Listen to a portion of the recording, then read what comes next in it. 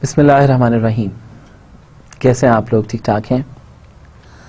Advances in supply chain management, chapter 2A, that is advancements in inventory management. There are multiple learning objectives of this particular chapter. Distinguish dependent from independent demand inventories. Describe the 4 basic types of inventories and their functions. Understand the cost of inventory and inventory turnovers. Understand ABC classification, ABC inventory mix and cycle counting. Know RFID and how it can be used in inventory management. Understand the economic order quantity model and its underlying assumptions. Understand the quantity discounts and the EMQ models and their relationships with the basic economic order quantity model. Understand and able to distinguish among the various statistical ROP models. Then describe the continuous review and periodic review systems. So before going towards today's lecture, let's have a summary of the last lecture.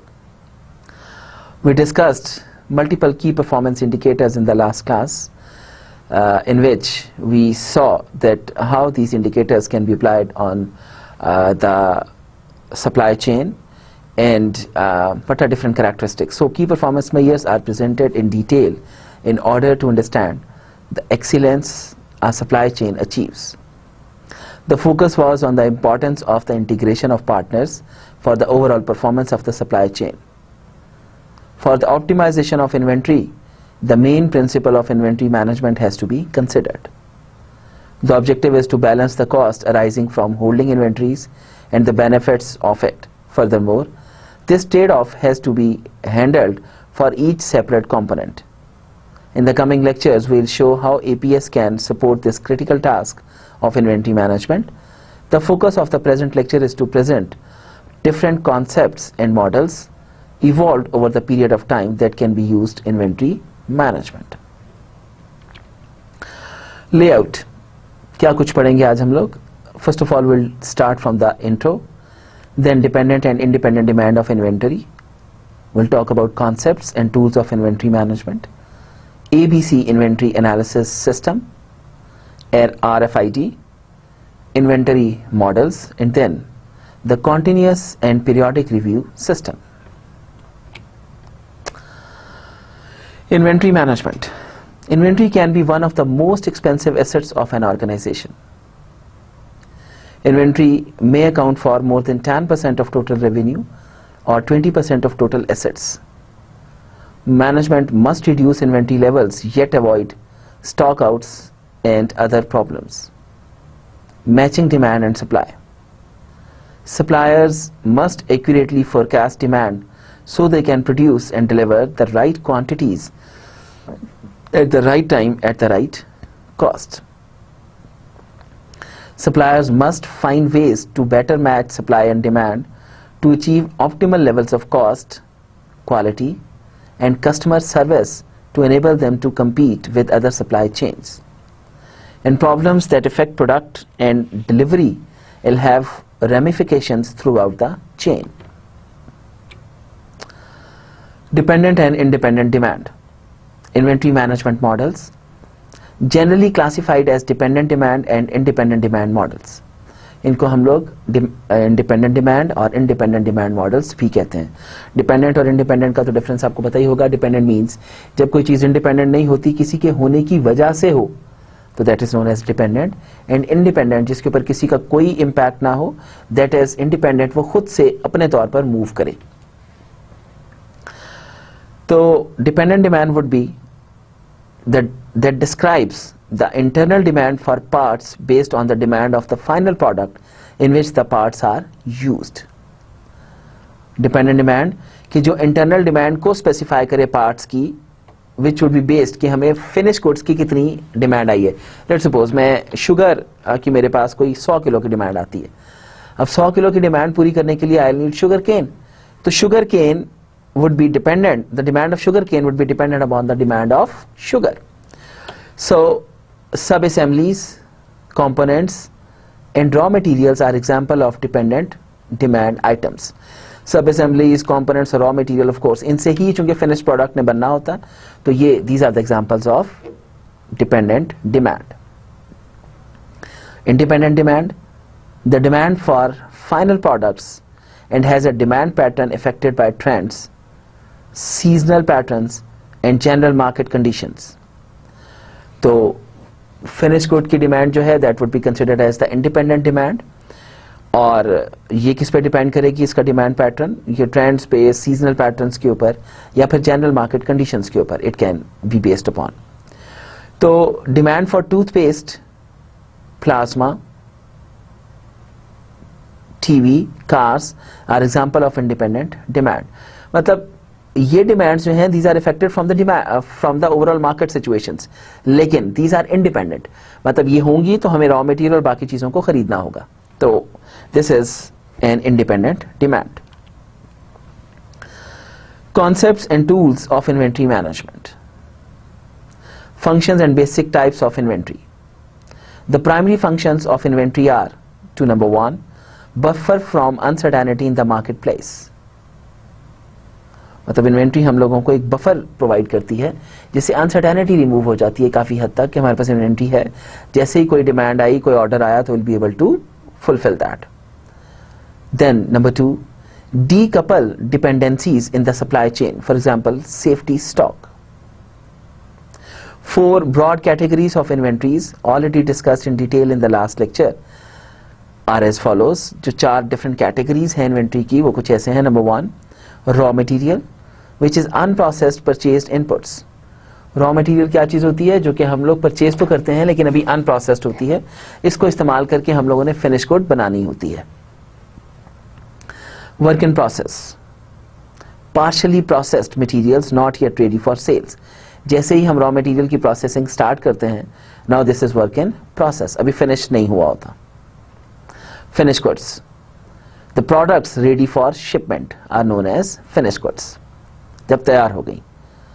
चौथी type is maintenance, repair and operating, MRO.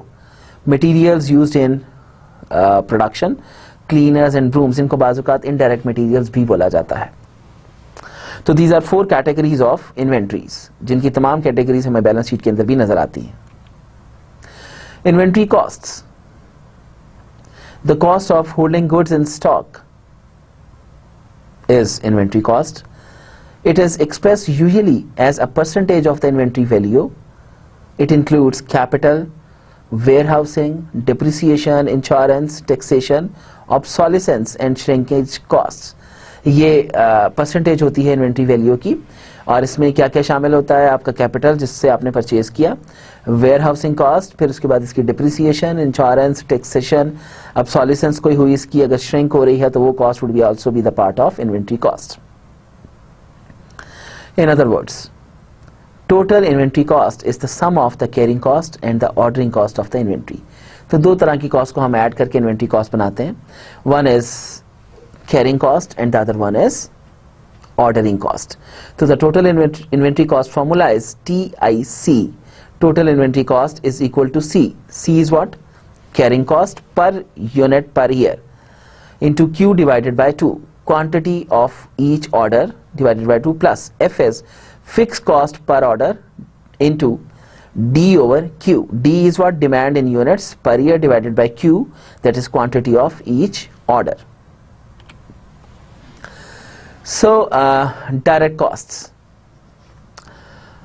एक clear cut difference direct और indirect cost का बड़ी आसानी से समझने के लिए देयर आर 2 डिफरेंट कैरेक्टरिस्टिक्स जो किसी भी कॉस्ट को डायरेक्ट या इनडायरेक्ट बनाते हैं. नंबर 1, एक तो डायरेक्ट कॉस्ट वो होती है जो कि डायरेक्टली एसोसिएटेड हो किसी भी प्रोडक्ट की फाइनलाइजेशन के अंदर. दूसरा, इसकी कॉस्ट जो है वो सिग्निफिकेंट हो बाकी कॉस्ट के मुकाबले में, जिसको हम लोग प्रॉपरली एसोसिएट कर सकें, that is known as direct cost. और वो तमाम कॉस्ट जो कि एक इंडिविजुअल आइटम के साथ रिलायबली एसोसिएट ना की जा सकें, वो हमारी इनडायरेक्ट कॉस्ट होती हैं, जिनको हम लोग डिफरेंट फार्मूलाज के साथ डिस्ट्रीब्यूट करते हैं. तो direct cost, these are directly traceable to units produced. For example, labor. जैसे मैं कहूं कि अगर हम लेबर को पर यूनिट पे करते हैं तो जितने यूनिट बनाएगी उतनी उसको पेमेंट हो जाएगी। तो अब लेबर की कॉस्ट हम लोग यूनिट्स के साथ एसोसिएट कर रहे हैं, तो we can find out the cost of labour with that particular product. When determining and accounting for direct and indirect labor costs, it is best to begin with the direct labor costs. जब direct और indirect दोनों से को लेके चलना हो तो बेहतर और बेस्ट ये होता है कि आप लोग डायरेक्ट लेबर कॉस्ट से स्टार्ट करें। Direct labour cost are those cost accumulated as a result of workers producing the product. Direct labour cost वो कॉस्ट होती हैं जो इकट्ठी होती हैं as a result of workers producing the product. Because this cost is a single cost, it is easier to determine than indirect labor costs. चूंकि single cost होती है इसलिए ये आसान होती है किसी भी प्रोडक्ट के साथ डिटरमिन करना। Various factors can go into direct labor costs. Different factors इसके अंदर जा सकते हैं लेबर कॉस्ट के अंदर, but for the most part direct labor can be determined by multiplying the number of units produced by the number of hours required to produce the product.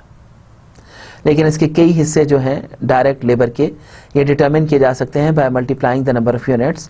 हम number of units को multiply करके जो हमने produce किए with the number of hours जो labour ने लगाए by the cost of labour per hour, ताकि हमारे पास डायरेक्ट कॉस्ट आ जाए जो कि प्रोडक्शन के अंदर इस्तेमाल हुई। If multiple products are produced, अगर मुख्तलिफ प्रोडक्ट्स प्रोड्यूस की जा रही हैं, the cost is determined for each product, हर प्रोडक्ट के लिए सेपरेट कॉस्ट निकाली जाती है एंड देन एडेड टुगेदर, फिर सबको इकट्ठा कर लिया जाता है। तो this is direct cost. Indirect cost, this is the cost which can not be traced directly to the units produced. For example overhead, बिजली का बिल, गैस का बिल, सैलरीज, चौकीदार की सैलरी, अब ये सारी की सारी वो चीज़ें हैं जो एक प्रोडक्ट के साथ एसोसिएट नहीं की जा सकती। तो फिर हम क्या करते हैं, सबको इकट्ठा करके ओवरहेड्स बोल के फिर उनको डिवाइड किया देते हैं। देयर आर मल्टीपल फार्मूला जिसके तरीके से हम लोग इनको एसोसिएट कर सकते हैं। The indirect cost associated with the manufacturing process are any cost not directly attributable to the cost of labour. ये सारी वो कॉस्ट हैं जो कि डायरेक्टली एट्रीब्यूटेबल नहीं होती कॉस्ट ऑफ लेबर के साथ या किसी भी एक इंडिपेंडेंट यूनिट के साथ। Therefore the simplest way to determine the total of a company's indirect cost is to use accounting records to determine the overall expenditures and subtract the direct labor cost from the total cost. तो इसका आसान तरीका क्या होता है इसको determine करने का कि हम ओवरऑल एक्सपेंडिचर्स निकालें, उन तमाम एक्सपेंडिचर्स में से डायरेक्ट लेबर कॉस्ट को माइनस कर दें अकाउंटिंग रिकॉर्ड्स में से, तो फिर हमारी इनडायरेक्ट कॉस्ट आ जाती है।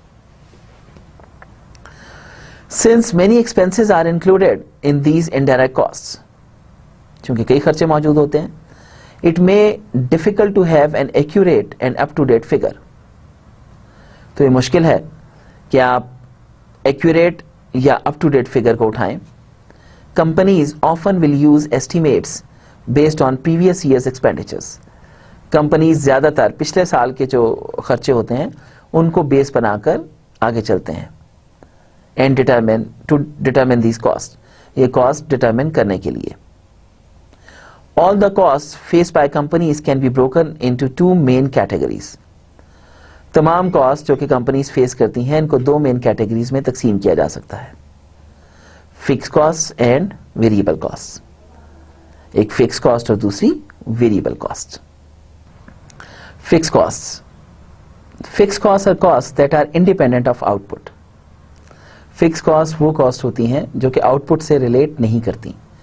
These remain constant throughout the relevant range, ये रेलिवेंट रेंज के अंदर कॉन्स्टेंट रहती हैं and are usually considered sunk for the relevant range, और डू भी कंसिडर की जाती हैं रेलिवेंट रेंज के अंदर, not relevant to output decisions, और आउटपुट डिसीजंस के लिए रेलिवेंट भी नहीं होती। क्यों?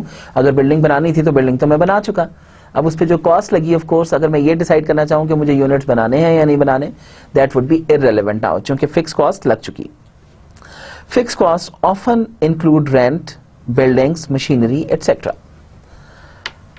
Variable cost, the variable cost are cost that vary with output, जो आउटपुट पे डिपेंड कर रही होती हैं। Generally variable cost increase at a constant rate, generally variable cost एक कांस्टेंट रेट पे इंक्रीज करती हैं relative to labor and capital.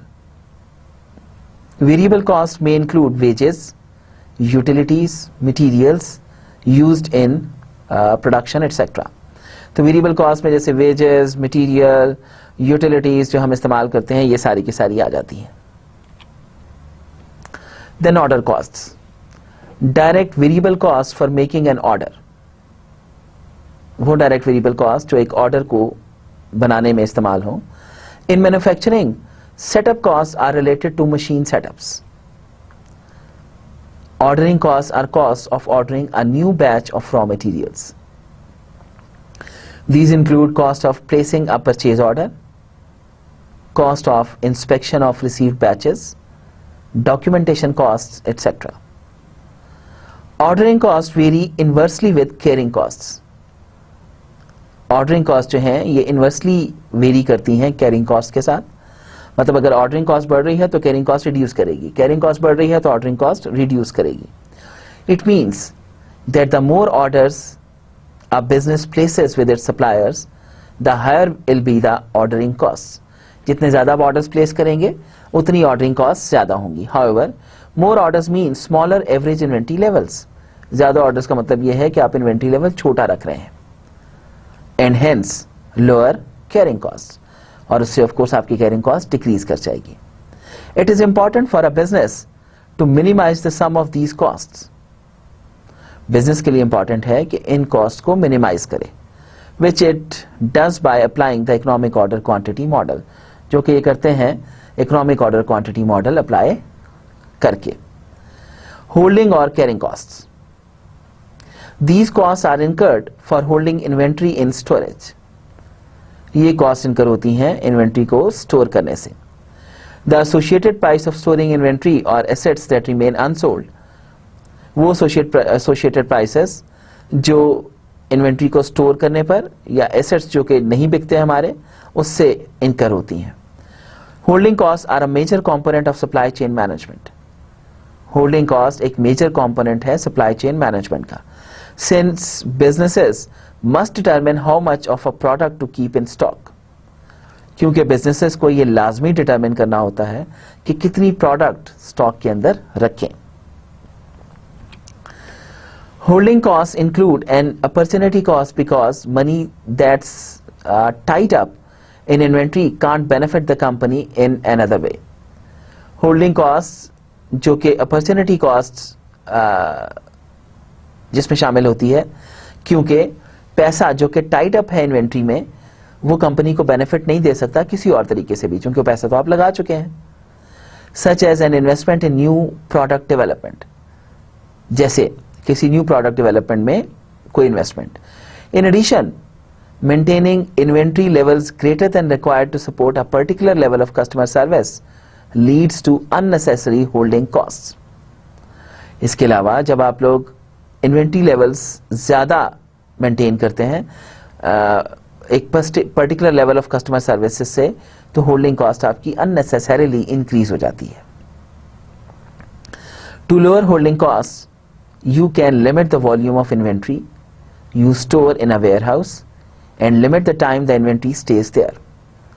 Holding cost को रिड्यूस करने के लिए आप इन्वेंट्री का वॉल्यूम जो आपके स्टोर में है उसको रिड्यूस करना पड़ता है और अपनी इन्वेंट्री का जो टाइम ड्यूरेशन है उसको भी लिमिट करते हैं. मींस अपनी सेल को एनहांस करते हैं ताकि इन्वेंट्री ज्यादातर आपके पास स्टोर ना रहे. This is specially important if you are refrigerated warehouse space. ये ज्यादा इंपॉर्टेंट उसके लिए है जहां पर आपको ठंडा वेयर हाउस चाहिए होता है. Are relatively expensive type of storage. You can also control holding cost by improving warehouse space. आप इसको कंट्रोल कर सकते हैं अपने वेयर हाउस की स्पेस को इंक्रीज करके भी. Selecting the right warehouse design. अपने वेयर हाउस को प्रॉपरली डिजाइन करके, फॉर एग्जाम्पल, और using proper storage methods. Storage methods सही इस्तेमाल करके you can reduce the cost. Inventory investment. Firms should diligently measure inventory investment to ensure that it does not adversely affect competitiveness. Firms को inventory investment को diligently major करना चाहिए ताकि ensure किया जा सके कि ये एडवर्सली इफेक्ट नहीं करेगी कंपेटिटिवनेस को। मेजर्स इंक्लूड, क्या क्या कर सकते हैं आप? Absolute value of inventory found on balance sheet. Number 2, inventory turnover और टर्नओवर रेशो, ये रेशो निकाल के देख लें। How many times inventory turns in an accounting period? More is better because it's faster. जितनी ज्यादा दफा आपकी, जितना ज्यादा आएगा ये रेशो, इसका मतलब है उतनी ज्यादा दफा आपकी इन्वेंट्री सेल के अंदर कन्वर्ट हो रही है। How this ratio can be calculated? Cost of revenue divided by average inventory. Some of the accountants also say that if cost of revenue is not available, you can get the credit sales. और अगर average inventory नहीं है तो you can just get closing inventory. Okay. The ABC control system, ABC inventory control system determines which inventories should be counted and managed more closely than others. Groups inventory as A, B and C items. A, इसमें हम करते क्या हैं, अपने items को group कर लेते हैं A, B and C. A items. A items are given highest priority with larger safety stocks. A category में हम उनको रख लेते हैं जो कि बहुत ही ज्यादा प्रायोरिटी ओरिएंटेड है और जिनका बहुत ज्यादा सेफ्टी स्टॉक भी चाहिए। A items which account for approximately 20% of the total items. Total items का कम से कम 20% ये होते हैं। A items are about 80% of the total inventory. ये टोटल इन्वेंट्री का 80% होते हैं। B and C item account for the other 80% of total items. B and C ये बाकी आइटम्स का ऑलमोस्ट 80% होते हैं and only 20% of the cost, और ये 20% of the total cost assume होते हैं। The B items require closer management since they are relatively more expensive per unit. B items को थोड़ी सी ज्यादा केयर चाहिए होती है क्योंकि ये थोड़े से ज्यादा एक्सपेंसिव होते हैं। Require more effort to purchase or make. इनको ज्यादा एफर्ट चाहिए होती हैं बनाने के लिए या परचेज करने के लिए, and may be more prone to obsolescence. और ये बहुत जल्दी obsolete भी होते हैं। C items have the lowest value and hence lowest priority. C items की lowest value भी होती है और इनकी lowest priority भी होती है। The economic order quantity model, a quantitative decision model based on the trade-off between annual inventory holding costs and annual order costs. ये एक ऐसा क्वांटिटेटिव मेजर है, डिसीजन मॉडल है जो कि आपको ट्रेड ऑफ देता है होल्डिंग और एनुअल ऑर्डर कॉस्ट के दरमियान, और एक इकोनॉमिक ऑर्डर ऑफ क्वांटिटी देता है कि आपको कितना ऑर्डर प्लेस करना चाहिए एक दफा में। The economic order quantity model seeks to determine an optimal order quantity where the sum of the annual order cost and the annual inventory holding cost is minimised, जहां पर इन दोनों का सम जो है वो मिनिमम हो जाए। Number 1, order cost is the direct variable cost associated with placing an order. Order cost एक डायरेक्ट वेरिएबल कॉस्ट है जो कि ऑर्डर प्लेसमेंट से रिलेट करती है। नंबर 2, होल्डिंग कॉस्ट और carrying cost is the cost incurred for holding inventory in storage. ये inventory को स्टोर करने से रिलेट करती है फैक्ट्री में। Assumptions of the economic order quantity model. There are multiple assumptions of economic order quantity model. Number 1, demand must be known and constant. एक आपको demand का पता हो और वो कांस्टेंट हो, मतलब चेंज नहीं हो रही। Delivery time is known and constant, आपको डिलीवरी टाइम भी पता होना चाहिए और वो कांस्टेंट, उसमें भी कोई variation is not expected. Replenishment is instantaneous, फॉरन। प्राइस इज कांस्टेंट, प्राइस भी चेंज नहीं हो रही। Holding cost is known and constant, holding cost भी आपको पता है और ये कांस्टेंट भी है। Ordering cost is known and constant, ordering cost भी आपको पता है और ये भी कांस्टेंट है। Stock outs are not allowed, तो दीज आर मल्टीपल assumptions, जिसमें पहला क्या है, आपको डिमांड का पता है और वो कांस्टेंट है, डिलीवरी टाइम का पता है और कांस्टेंट है, रिप्लेनिशमेंट इंस्टेंटेनियस है, प्राइस कांस्टेंट है, होल्डिंग कॉस्ट का पता है आपको और वो भी कांस्टेंट है, ऑर्डरिंग कॉस्ट का पता है आपको और वो भी कांस्टेंट है, और स्टॉक आउट जो है वो अलाउड नहीं है। अगर आप इस ग्राफ को गौर से देखिए तो एक्स एक्सिस पर हमने ऑर्डरिंग कॉस्ट ली, ऑर्डर साइज लिया, और दूसरी एक्स एक्सिस पे हम लोग वाई एक्सिस पे कॉस्ट ले रहे हैं। जैसे जैसे ऑर्डर साइज इंक्रीज होता है, आप देखें कॉस्ट भी इंक्रीज कर रही है। एनुअल टोटल कॉस्ट अगर आप देखिए तो ये एक कर्व सी आपको नजर आ रही है, और एनुअल ऑर्डरिंग कॉस्ट भी आपको एक कर्व सी नजर आ रही है, जहां पर एनुअल ऑर्डरिंग कॉस्ट और एनुअल होल्डिंग कॉस्ट आपस में क्रॉस मैच करती हैं। ये आपकी इकोनॉमिक ऑर्डर क्वांटिटी कहलाती है। Inventory on hand and relationships to economic order quantity, average inventory, lead time, reorder point and order cycle. तो इन्वेंट्री ऑन हैंड और इसका रिलेशनशिप जो है इकोनॉमिक ऑर्डर क्वांटिटी के साथ, एवरेज इन्वेंट्री के साथ, लीड टाइम के साथ, रीऑर्डर पॉइंट के साथ और ऑर्डर साइकिल के साथ। अगर आप देखिए तो एक्स एक्सिस पर टाइम और वाई एक्सिस पर इन्वेंट्री ऑन हैंड, इनका अगर रिलेशनशिप देखा जाए तो 12 ऑर्डर्स पर ईयर आपके नॉर्मली होते हैं। और अगर आप क्वांटिटीज देखें जो कि Q/2 फिर ROP, तो दीज आर गिविंग यू, पहला जो आपका टाइम कॉस्ट और इसका आपस में लिंक हो रहा है, दैट इज आफ्टर 30 डेज, और फिर लीड टाइम जो है वो 6 डेज का है। Economic order quantity for constant demand and lead time. Order receive हुआ, अब अगर आप देखिए तो ऑर्डर रिसीव होकर पहले कंप्लीट हो रहा है, फिर उसके बाद अगला ऑर्डर जा रहा है, फिर उसके बाद कंप्लीट हो रहा है। In this way whole of the process goes on hand inventory के साथ।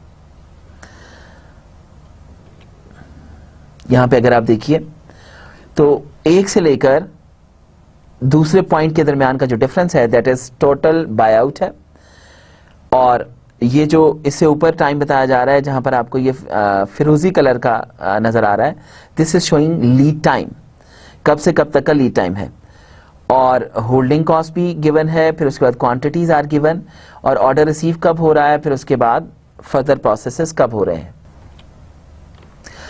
Impact of lead time and uncertainty in demand. Lead time has no impact if the demand is deterministic and at a constant rate. Lead time का कोई impact नहीं होता अगर demand deterministic है और constant rate के ऊपर है, तो फिर ऑफ कोर्स लीड टाइम वही रहेगा। Uncertainty in the demand creates the need for safety stock. आपका जो अनसर्टेनिटी है डिमांड का, ये क्रिएट करता है सेफ्टी स्टॉक की जरूरत को। Lead time under uncertain demand requires even a larger safety stock. तो लीड टाइम अनसर्टन डिमांड में लार्जर सेफ्टी स्टॉक को रिक्वायर करता है। Economic order quantity for uncertain demand and constant lead time. In the same way अगर आप देखिए, at one side there is time and on the other side there is on hand inventory. अब अगर आप देखिए तो चूंकि अनसर्टन डिमांड है, there is no any straight line, और इसी तरीके से लीड टाइम भी जो है ये आपका डॉटेड लाइन की सूरत में नजर आ रहा है, और this is not on stable as well. तो चूंकि आपकी डिमांड और लीड टाइम कांस्टेंट है लेकिन डिमांड अनसर्टन है, तो इकोनॉमिक ऑर्डर क्वांटिटी आपकी थोड़ी सी वोलेटाइल सी होगी।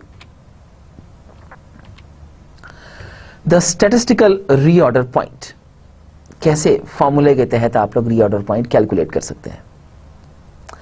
The lowest inventory level at which a new order must be placed to avoid a stock out. वो लोएस्ट इन्वेंट्री लेवल जो कि जिस पर नया ऑर्डर प्लेस करना चाहिए और इस दौरान स्टॉक आउट ना हो कंपनी। स्टॉक आउट मीन्स कि आपके पास शॉर्टेज ना हो। Demand and delivery lead time are never certain and require safety stock. Demand और डिलीवरी लीड टाइम जो है ये सर्टन नहीं होता, इसलिए आपको सेफ्टी स्टॉक भी रखना चाहिए। The model used under uncertainty are statistical reorder point with probabilistic demand and constant lead time, the statistical reorder point with constant demand and probabilistic lead time, the statistical reorder point when demand and lead time are both probabilistic. Finding safety stock. Safety stock कैसे find कर सकते हैं? With a normal probability distribution for an 80% cycle service level. अगर आप देखिए तो cycle service level is 85% और average demand during lead time is the central line और दरमियान में probability of stock out जो है that is 15%. Records show that the demand for dishwasher detergent during the lead time is normally distributed.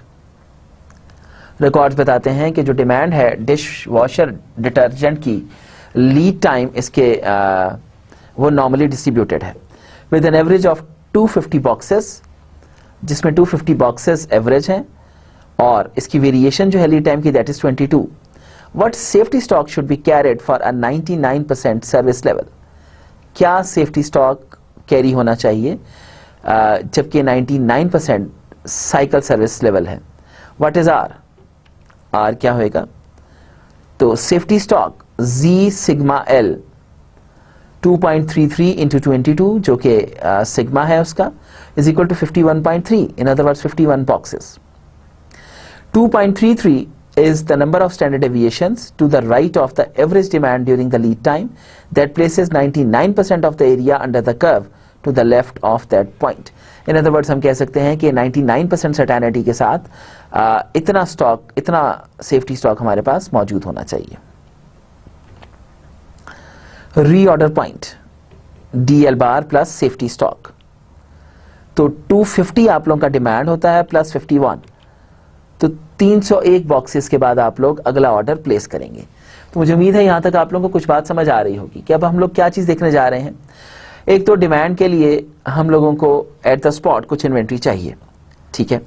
फिर उसके parallel हम लोगों को ये भी ख्याल रखना है कि हमें अगला ऑर्डर किस वक्त प्लेस करना चाहिए. अब अगला ऑर्डर प्लेस करने के लिए अगर हमारे पास एक हफ्ते का लीड टाइम है, मतलब ऑर्डर करने के बाद जब हमारे पास पहुंच जाती है इन्वेंट्री तो एक हफ्ते का वो है, इसका मतलब है हम एक हफ्ते पहले की जितनी क्वांटिटी हमारे पास है एक हफ्ते का टाइम मार्जिन रख कर दोनों को ऐड करके फिर हम लोग ऑर्डर प्लेस कर देंगे. लेकिन चूंकि कहा जाता है कि डिमांड भी आपकी अनसर्टेन है, हो सकता है कभी अचानक आप लोगों के पास ज्यादा डिमांड आ जाए या लीड टाइम 7 दिन ना हो, रास्ते में कोई स्ट्राइक होगी, पेट्रोल नहीं मिला, there are lot of issues. तो ऐसी सिचुएशन में अगर वक्त पे आपके पास नहीं पहुंचता तो इसका मतलब है you will be stock out. तो आप डिमांड्स भी फुलफिल नहीं कर पा रहे, प्रोडक्शन प्रोसेस सारा रुका हुआ है. तो ऐसी सिचुएशन के लिए आपको अपने पास सेफ्टी स्टॉक मेंटेन रखना चाहिए. तो वो सेफ्टी स्टॉक कैलकुलेट करने के लिए हमने देखा और फिर रीऑर्डर पॉइंट कैलकुलेट करने के लिए भी हमें एक तो हमने टोटल यूनिट्स निकाल लिए, फिर उसके बाद हमें उसके अंदर सेफ्टी स्टॉक भी ऐड करना चाहिए. तो जैसे आप लोगों ने यहाँ पर देखा कि हमारे पास एवरेज यूजेज जो है बॉक्सेस की वो 250 है. उसके अलावा इसका जो वेरिएशन है वो है 22 का, कि कितने परसेंट चांसेस हैं कि ये वेरी करेगा. तो हम क्या करते हैं 22 स्टैंडर्ड डेविएशन के साथ 99% कॉन्फिडेंट रहते हुए प्रोबेबिलिटी निकाल लेते हैं. वो 51 बॉक्सेस निकली तो हम कहते हैं सेफ्टी स्टॉक जो है दैट इज 51 बॉक्सेस. अब इन 51 बॉक्सेस को अगर 250 में ऐड करते हैं तो टोटल जो हमें डिमांड प्लेस करनी चाहिए जब हमारे पास 301 बॉक्सेस रह जाएं तो हमें डिमांड पुट कर देनी चाहिए, या अगला जो रीऑर्डर होगा वो हम लोग 301 बॉक्सेस का करेंगे. The continuous review system versus the periodic review system. एक तो continuous review system होता है जिसमें आप लोग साथ साथ इन्वेंट्री भी चेक करते रहते हो. एक periodic होता है कि आप आखिर में जाकर साल के आखिर में जो भी आपका पीरियड एंड हो रहा है जाके फिजिकल काउंट लेते हो इन्वेंट्री का, उसके साथ फिर कंपेयर कर लेते हो. Order quantity and reorder point models assume that the physical inventory is precisely known at every point in time. Order quantity और रीऑर्डर पॉइंट मॉडल्स जो हैं ये अज्यूम करते हैं कि फिजिकल इन्वेंट्री का हमें पता है और हर एवरी पॉइंट इन टाइम हम लोग जानते हैं. Reality shows that stock records and actual quantity are different. Reality ये बताती है कि जो हमारे किताबों में लिखा है, जो हमारी किताबें शो कर रही हैं वो और जो फिजिकल वहां पर इन्वेंट्री मौजूद है that is different. And requires continuous review, और इसको मुसलसल रिव्यू की जरूरत है of inventory to determine when to reorder, ताकि हम ये डिटरमिन कर सकें कि हमें अगला ऑर्डर कब प्लेस करना है. A continuous review system is costly to conduct. ये कॉन्टिन्यूस रिव्यू सिस्टम कॉस्टली होता है कंडक्ट करना, but requires less safety stock than the, लेकिन इसमें हमें कम सेफ्टी स्टॉक चाहिए होता है क्योंकि हम कॉन्टिन्यूसली रिव्यू कर रहे हैं, then the periodic review system which reviews physical inventory at specific points in time and requires higher level of safety stock, और यहाँ पर हमें ज्यादा लेवल ऑफ सेफ्टी स्टॉक चाहिए होता है. दोनों का डिफरेंस तो पता चला आपको, कॉन्टिन्यूस का डिफरेंस और पीरियोडिक का. कॉन्टिन्यूस में हम लोग क्या कर रहे होते हैं, हम लोग मुसलसल साथ साथ रिव्यू कर रहे होते हैं, एक इन्वेंट्री निकली, बाकी हम लोगों ने साथ ही डॉक्यूमेंटेशन कर दी उसकी. पीरियोडिक में हम लोग साथ साथ रिकॉर्ड नहीं रखते, हम आखिर में जाकर फिजिकल इन्वेंट्री चेक करते हैं. तो ऐसी सिचुएशन में जाहिर है पूरा पीरियड आप लोगों ने इंतजार करना है एट द एंड, तो फिर आप लोगों को सेफ्टी स्टॉक ज्यादा रखना पड़ता है. Selecting the reorder point with variable demand and constant lead time. तो reorder point जो है इसको हम लोग कैसे चेक करेंगे, average demand during lead time plus safety stock. D bar is actually average demand per week or day or months, and L is lead time in weeks or days or months.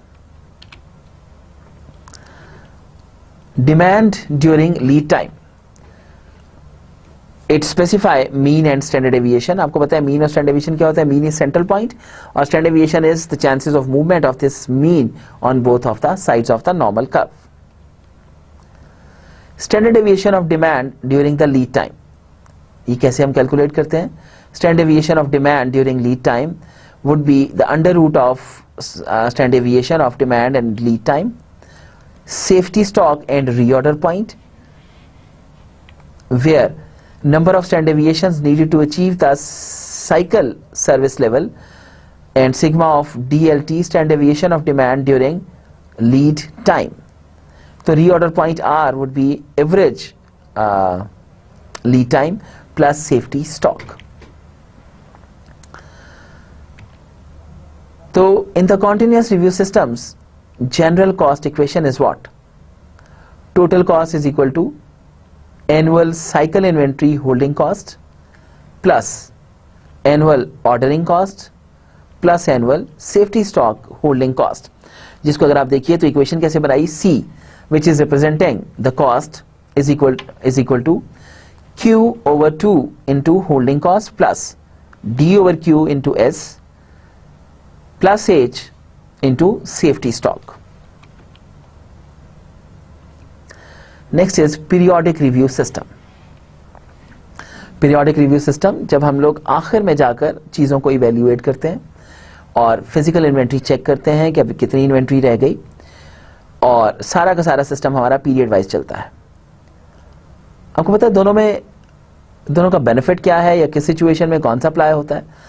हम लोग clear कर तो नहीं कह सकते कि कौन सी industry में कौन सी सिस्टम में कौन सी चीज़ अप्लाई होती है, लेकिन जो आपका कॉन्टिन्यूस रिव्यू सिस्टम है, कॉन्टिन्यूस रिव्यू सिस्टम आपको हर ट्रांजैक्शन बेस्ड रिव्यू दे रहा होता है, लेकिन पीरियोडिक रिव्यू सिस्टम जो है वो ट्रांजैक्शन बेस्ड रिव्यू नहीं देता. ये आपको eight the end of the period जाकर उसमें चेक करना पड़ता है. पीरियोडिक रिव्यू सिस्टम के लिए फिर हम लोगों को आखिर में जाकर एक और मसला होता है कि हम इन्वेंट्री को किस प्राइस के ऊपर शो करें. इफ ड्यूरिंग द पीरियड हमने मल्टीपल प्राइसेस के ऊपर इसको परचेज किया है, तो फिर उसमें हमारे पास देयर आर डिफरेंट मेथड्स, जिसमें FIFO, LIFO, एवरेज और इस तरह के कई मेथड्स मौजूद हैं जिसके तहत हम लोग इन्वेंट्री को वैल्यू करते हैं. तो फिक्स इंटरवल रीऑर्डर सिस्टम और पीरियोडिक रीऑर्डर सिस्टम, मतलब फिक्स्ड इंटरवल और फिर उसके बाद पीरियोडिक रीऑर्डर सिस्टम, दोनों एक ही बात है. 4 of the original economic order quantity assumptions maintained. यहां पर 4 economic order quantity assumptions maintain की जाती हैं. Number 1, no constraints are placed on lot size. Lot size के ऊपर कोई कंस्ट्रेंट नहीं है, आप जितना लॉट साइज देना चाहो you can give. Holding and ordering cost, जाहिर है जब आप लोग पीरियोडिक लेवल पे चलोगे तो आप लोगों को इन्वेंट्री को होल्ड करना पड़ेगा, तो यहां पर होल्डिंग कॉस्ट भी आएगी और कैरिंग कॉस्ट भी आएगी. इंडिपेंडेंट डिमांड, डिमांड जो है वो that is not dependent. Lead times are certain, आपको लीड टाइम्स का इंफॉर्मेशन है. Order is placed to bring the inventory position up to the target inventory level. Order place किया जाता है ताकि इन्वेंट्री पोजीशन जो है वो टारगेट इन्वेंट्री लेवल पे आ जाए, that is T, when the pre determined time P has elapsed, जबकि प्री डिटरमिन्ड टाइम जो है पी वो फारिग हो चुका। In other words, order place किया जाता है इन्वेंट्री पोजीशन को उस लेवल पर लाने के लिए जितना हमने कहा कि इतनी इन्वेंट्री आपके पास मौजूद होनी चाहिए। तो अगर आप यहां पर देखिए, this is fixed, order place, पहला ऑर्डर इधर प्लेस हो रहा है, दूसरा ऑर्डर यहां पर प्लेस हो रहा है, फिर यहां पर प्लेस हो रहा है, और एनुअल ऑर्डरिंग कॉस्ट और आपका जो लीड टाइम है वो किस तरीके से मूव कर रहा है, because the order point is not certain. How much to order in a P system? Example, our distribution center has a back order for 36-inch color TV sets.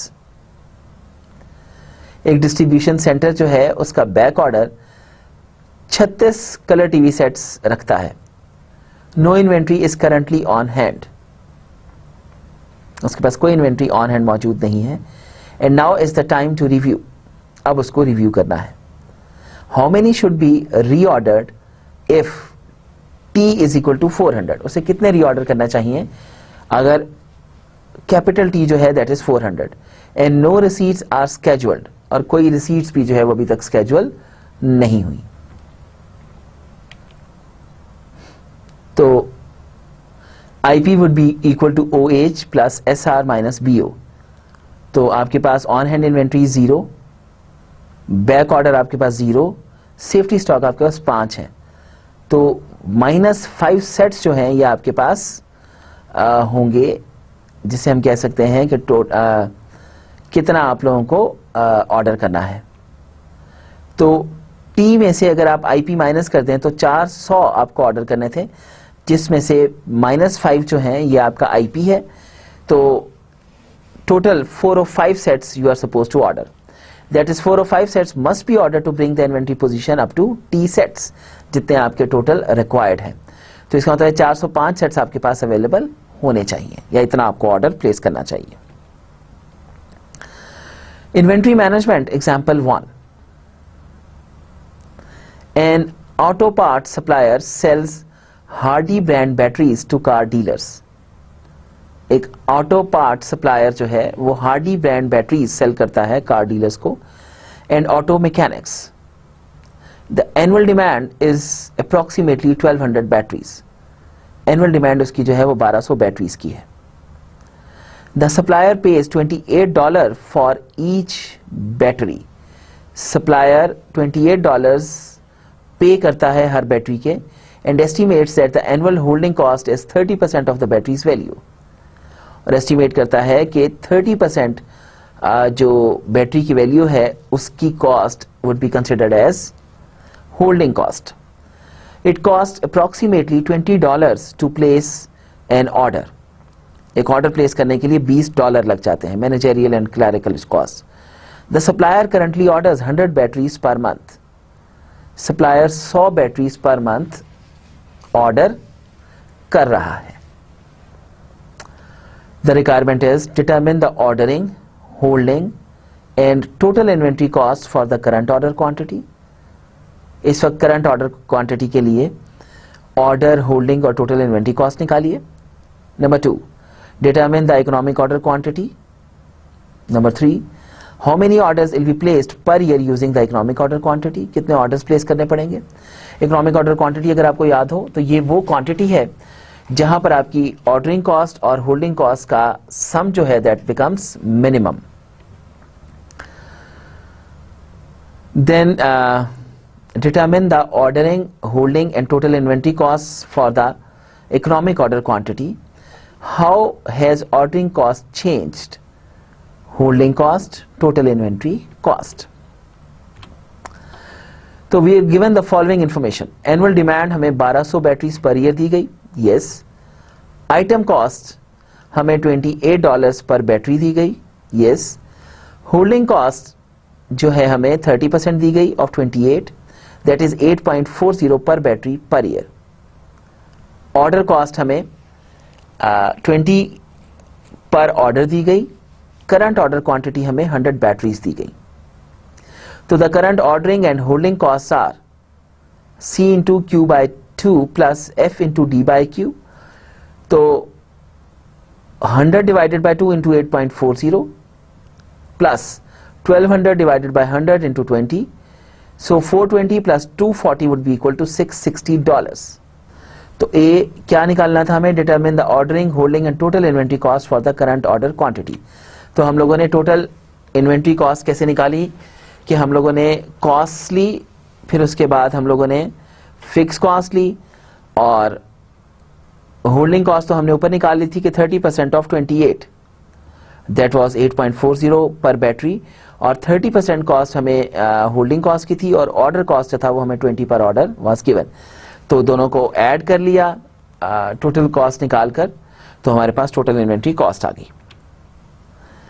Economic order quantity is Q, that is 2 into demand into S divided by H or under root is equal to 2 into 1200 ये demand थी into 20 divided by 8.40 which is holding cost, और S20 क्या है? that is ordering cost. तो total is 75.6. in other words हम कह सकते हैं कि 76 बैटरीज जो हैं वो इकोनॉमिक ऑर्डर क्वांटिटी कहलाएगा. C रिक्वायरमेंट थी, क्या कैलकुलेट करना था? How many orders will be placed per year using the economic order quantity. कितने ऑर्डर्स प्लेस किए जाएंगे इकोनॉमिक ऑर्डर क्वांटिटी अगर हम लोग ऑर्डर करें तो.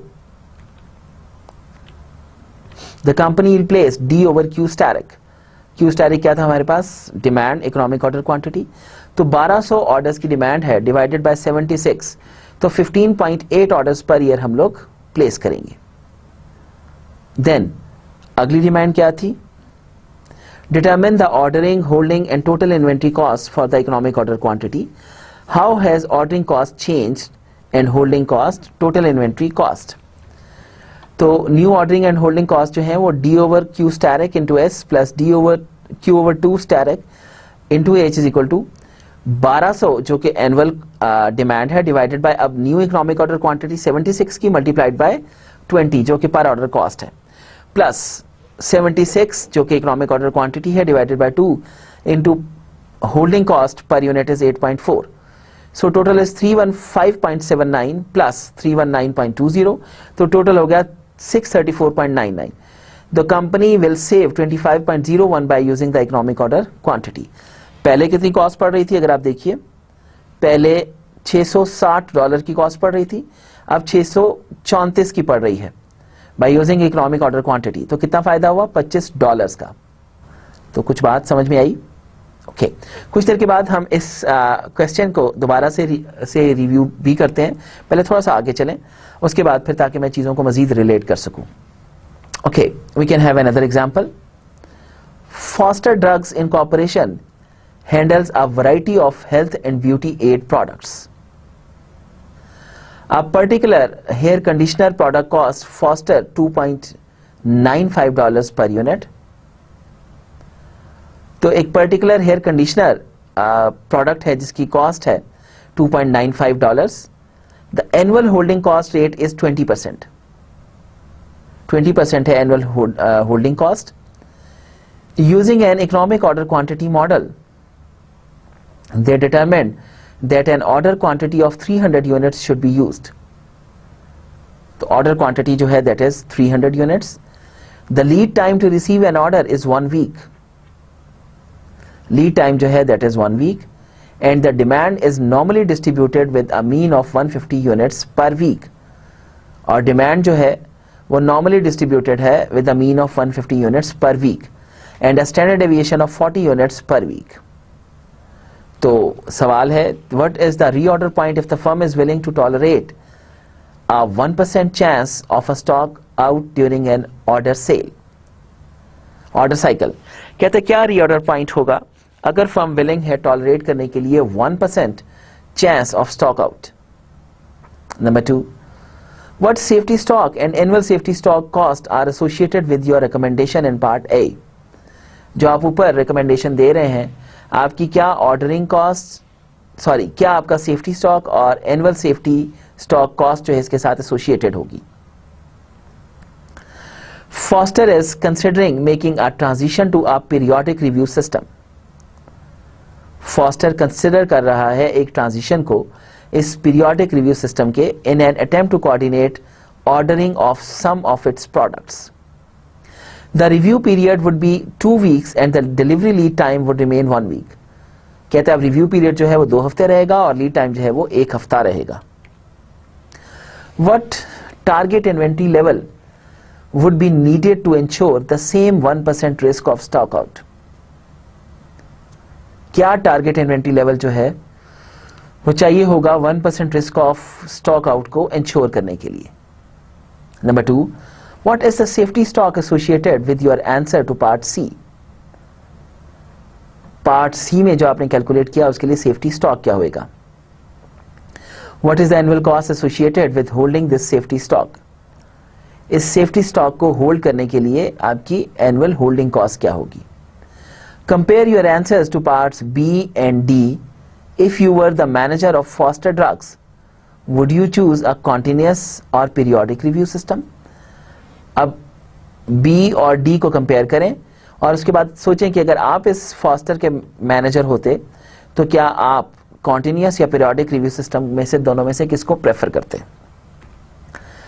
Okay, we are given the following information. अगर आप देखिए तो item cost is 2.95 per unit. Carrying interest rate I is equal to 0.20 per unit per year. That is carrying or holding cost. Lead time is 1 week. Average demand rate is 150 units per week. Standard deviation of demand is 40 units per week and current order quantity is 300 units. So पहली requirement क्या थी? What is the reorder point if the firm is willing to tolerate a 1% chance of a stock out during one order cycle? अगर एक order cycle में company 1% chance ले सकती है stock out का तो रीऑर्डर पॉइंट क्या होना चाहिए. 1% stock out risk corresponds to a service level of 99%. क्योंकि अगर हम लोग 1% लेते हैं स्टॉक आउट का चांस तो 99% चांसेस होंगे सर्विस होगी. Consulting the table, we see that this service level corresponds to Z is equal to 2.3. At 99% Z की वैल्यू आ जाती है 2.3 और Z आपको पता है that is the covered area under the normal curve. First compute the mean and standard deviation of demand during the lead time. सबसे पहले mean और standard deviation निकाल लिया जाए अगर during the lead time तो demand of lead time would be 150 into 1, that would be 150. And sigma of L would be 40 into 1 under root would be 40. Now we have all of the information necessary to determine the reorder point. अब हमारे पास सारी information है जिसके through हम लोग reorder point को calculate कर सकते हैं. R is equal to DL plus Z sigma L which is DL क्या था 150 और Z की वैल्यू क्या आई 2.3 और इसका standard deviation क्या आया that is 40. तो 2.3 into 40 would be 93.05. इसमें 150 ऐड कर दें तो that would be 243.05. तो in other words 243 units. What was the second requirement? Second requirement was what safety stock and annual safety stock cost are associated with your recommendation in part A. कौन सा safety stock और associated what safety stock, कौन सा safety stock और annual safety stock cost जो है ये आपकी रिकमेंडेशन के साथ लिंक करती है पार्ट ए में. तो अगर आप देखिए the safety stock is 93 units. Safety stock 93 units है and the holding cost associated with the safety stock is 93 into ordering cost, that is 0.20 multiplied by 2.95. तो ये आ जाएगा 54.87. तो सेफ्टी स्टॉक कितना रहा 54.87. Now what was the third problem?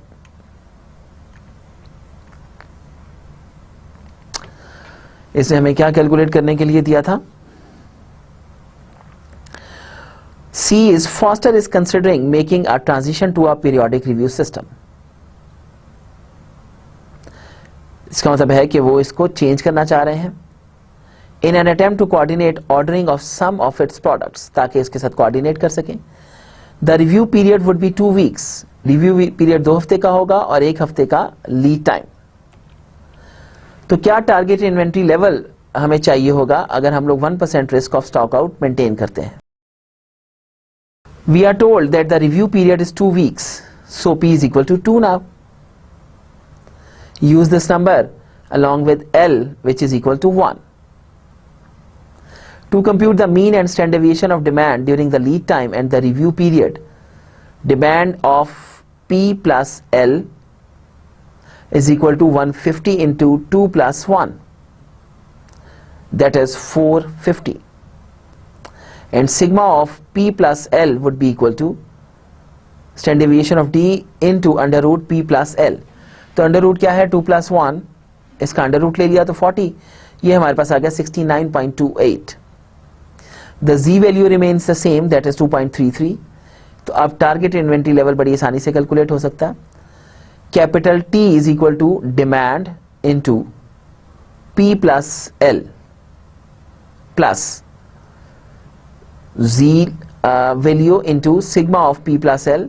That means 450 जो हमने ऊपर कैलकुलेट किया उसमें 2.3 into 69.28 ऐड कर दें तो this would be 609.35 units. In other words 610 units. अब यहाँ पर हम क्या assumption ले रहे हैं? 1% हम लोग स्टॉक आउट चांस ले रहे हैं.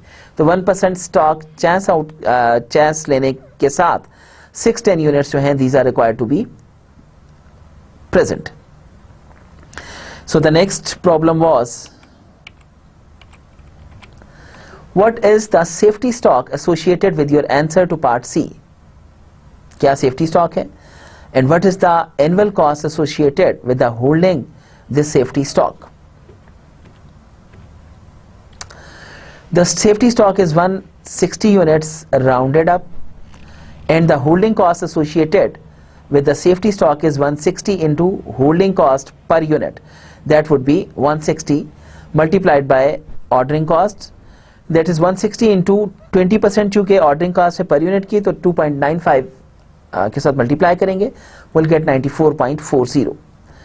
तो यहाँ पे हम कह सकते हैं कि total cost of safety stock जो है दैट इज 94.4 और 95. नेक्स्ट रिक्वायरमेंट थी compare your answers to part B and D. If you were the manager of Foster Drugs, would you choose a continuous or periodic review system?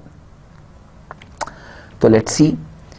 The periodic review method requires a larger safety stock, so it costs more. 94.4 minus 54.87, that would be 39.53. However, using a fixed period method facilitates ordering multiple items from a single supplier. So it is probably worth the extra cost. तो fix period method जो है facilitate करता है multiple items की ordering को एक single supplier को, इसलिए ये शायद एक्स्ट्रा कॉस्ट इनकर करवाएगा. Next is ratio frequency identification. Radio frequency identification RFID, successor to the barcode for tracking individual unit of goods. RFID does not require direct line of sight to read a tag and information on the tag is updatable. तो RFID tags अगर आप देखिए ट्रांसपॉन्डर्स, ये items box या फिर palette crate किसी पे भी हो सकता है. इसको आप hand held readers, shelf readers या फिक्स पोर्टल रीडर से रीड कराते हैं. Then information infrastructure RFID middleware local या ERP सर्वर उस तक पहुंचता है, यहां से डेटाबेस के अंदर पहुंच जाता है. इसका मतलब है कि आप पूरी डेटाबेस मेंटेन अगर करना चाहते हो इन्वेंट्री सिस्टम की, तो आप इस पूरे सिस्टम से रेडियो फ्रीक्वेंसी आइडेंटिफिकेशन वाले सिस्टम के साथ आगे मूव करते हो. RFID automates the supply chain को ऑटोमेट करता है, जिसमें there are multiple things. Number 1, materials management. Goods automatically counted and logged as they enter the supply warehouse. आपको पता है material management is one of the most difficult and complicated task in the supply chain या in the store management. तो जब आप लोग radio frequency identification के अंदर मूव करते हो, इस सिस्टम के साथ चलते हो, तो फिर क्या होता है कि आपकी जो चीज़ें हैं वो ऑटोमेटिकली अपडेट होना शुरू होती हैं और लॉग हो जाती हैं जैसे ही वो सप्लाई चेन में एंटर होती हैं. तो मटेरियल्स मैनेजमेंट के हवाले से कि अगर हम लोग इस रेडियो फ्रीक्वेंसी आइडेंटिफिकेशन को मटेरियल मैनेजमेंट के लिए इस्तेमाल करें तो there can be a saving of a lot of time and of course a lot of money as well. Then manufacturing. Assembly instructions encoded on RFID. कैसे assemble करना है, इसकी instructions जो हैं ये encode की जाती हैं radio frequency identification tag के ऊपर, which provide information to computer controlled assembly devices, जो कि information देता है computer controlled assembly devices को. तो मटेरियल मैनेजमेंट में भी दिस इज वेरी इफेक्टिव. फिर उसके बाद मैन्युफैक्चरिंग में भी दिस इज वेरी इफेक्टिव कि आप क्या करते हैं, असेंबली इंस्ट्रक्शंस कोड बना देते हैं जो कि टैग साथ लगा देते हैं कि इसको ऐसे ऐसे मूव करना है, तो फिर वैसे वैसे मूव करता है. Then distribution centers. Shipment leaving the DC automatically updates ERP to trigger a replenishment order and notify customer for delivery tracking. तो ये जो शिपमेंट है जब डिस्ट्रीब्यूशन सेंटर को छोड़ती है तो ऑटोमेटिकली अपडेट कर देती है ERP सिस्टम के तहत ट्रिगर करने के लिए replenishment order and notify customer for delivery tracking. Just assume कितना शानदार सिस्टम कि हम लोग जैसे ही प्रोडक्ट आपके पास से बाहर निकली तो रेडियो फ्रीक्वेंसी आइडेंटिफिकेशन बार अगर उसके ऊपर लगा हुआ है तो इसने रिप्लेनिश किया ऑर्डर को और साथ ही कस्टमर के पास इंफॉर्मेशन पहुंच गई कि आपका ऑर्डर जो है वो गोडाउन से निकल चुका है. Then retail store. No checkout lines as scanners link RFID tagged goods in shopping cart with buyers credit card. तो ये इसको उसके साथ लिंक करता है. तो अगर आप देखिए तो रेडियो फ्रीक्वेंसी आइडेंटिफिकेशन जो है that is equally beneficial at the materials management level, at the manufacturing level, at the distribution center level और retail store level, जहां पर आप of course चीजों को different चीजों के साथ लिंक किए चलते हैं. तो आज के लिए I guess इतना बहुत था. लेक्चर खत्म करने से पहले let's have an overview or the summary of the lecture ताकि आप लोग एक दफा रिव्यू कर लें. The present lecture has further analyzed the concepts and models related to inventory management. आज के लेक्चर ने फर्दर एनालाइज किया है कॉन्सेप्ट्स और मॉडल्स को जो कि इन्वेंट्री मैनेजमेंट से रेलेवेंट होते हैं. आपने वैसे देखा कि इन्वेंट्री मैनेजमेंट कितना इंपॉर्टेंट काम है. आपके ये बैलेंस शीट के ऊपर एक सिग्निफिकेंट फिगर होती है इन्वेंट्री की, तो उसको मैनेज करना is a very important task. अगर आप लोग इन्वेंट्री को प्रॉपरली मैनेज कर लेते हो तो बाज़ वक़्त आपकी कॉस्ट बहुत ज़्यादा रिड्यूस कर जाती है और आप लोगों के प्रॉफिट्स एकदम बूस्ट होते हैं. और अगर आपकी इन्वेंट्री ही प्रॉपर मैनेज नहीं हो रही तो आपकी बहुत ज़्यादा कॉस्ट जो है वो लीक होती है और आप लोगों को of course extra expenses charge होते हैं और लॉसेस की तरफ भी मूव कर सकते हैं. सो हम लोगों ने आज इस इंतहाई इंपॉर्टेंट फैक्टर को डिटेल में डिस्कस किया कि इसकी मैनेजमेंट किस तरीके से प्रॉपर की जा सकती है. It included basic types of inventories, distinguish between independent and dependent demand. हम लोगों ने इसको शुरू कहाँ से किया, हम लोगों ने इंडिपेंडेंट और डिपेंडेंट डिमांड के दरमियान में डिफरेंस देखा क्या होता है और हम लोगों ने देखा था कि इंडिपेंडेंट डिमांड क्या होती है जो कि ऑफ कोर्स मार्केट फोर्सेस के साथ रिलेट कर रही होती है, लेकिन वंस जो हम लोगों को फाइनल प्रोडक्ट बनानी होती है उसके लिए जो रॉ मटेरियल या बाकी चीज़ें खरीदते हैं इनकी demand is dependent demand on the demand of the finished good. फिर हम लोगों ने cost of inventories and their turnover को चेक किया. Then we talked about explanation of ABC classification. आप लोगों ने देखा था 3 कैटेगरीज बनाई थी. हम ग्रुप कर देते हैं इन्वेंट्रीज को A, B और C के अंदर. A में हम लोग जो टॉप प्रायोरिटी की इन्वेंट्रीज होती हैं उनको शामिल करते हैं जो कि नॉर्मली आपकी टोटल इन्वेंट्री का जो है वो 20% बनती है और आपकी टोटल इन्वेंट्री कॉस्ट का 80% वो जो है कैप्चर किए हुए होती हैं. बाकी बी और सी जो है ये आपका टोटल इन्वेंट्री का कोई 80% बनती है और कॉस्ट इनकी जो है वो 20% आ रही होती है टोटल इन्वेंट्री की।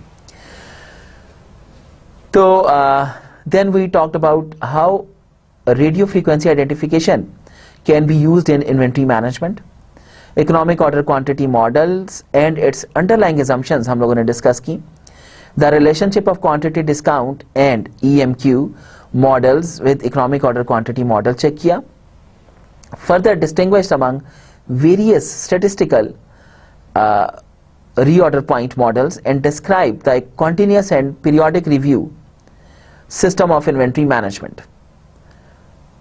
Further हम लोगों ने distinguish किया among various statistical reorder points models और continuous और periodic review system जो inventory के थे इनके दरमियान में हम लोगों ने डिफरेंस देखा और आप लोगों ने देखा था कि कॉन्टिन्यूस सिस्टम क्या होता है जहां पर इन्वेंट्री मैनेजमेंट साथ साथ हो रही होती है, और पीरियोडिक क्या होता है हम at the end of the period जाकर फिजिकल काउंट करते हैं फिर वहां से चेक करते हैं। The purpose is the optimisation of inventory. Purpose सिर्फ ये होता है कि हम किसी तरीके से इन्वेंट्री को ऑप्टिमाइज कर लें to balance the cost arising from holding inventories and the benefits of it. In the coming lectures will show इंशाल्लाह how APS can support this critical task of inventory management. तो अपना बहुत ज़्यादा ख्याल रखिएगा। इस उम्मीद के साथ इजाज़त चाहूँगा कि आप लोगों को आज का लेक्चर समझ भी आया और अगले लेक्चर की तैयारी करके आएंगे, और सबसे बेहतर और सबसे ज़रूरी बात कि अपना बहुत ज़्यादा ख्याल रखिएगा। अल्लाह हाफ़िज़।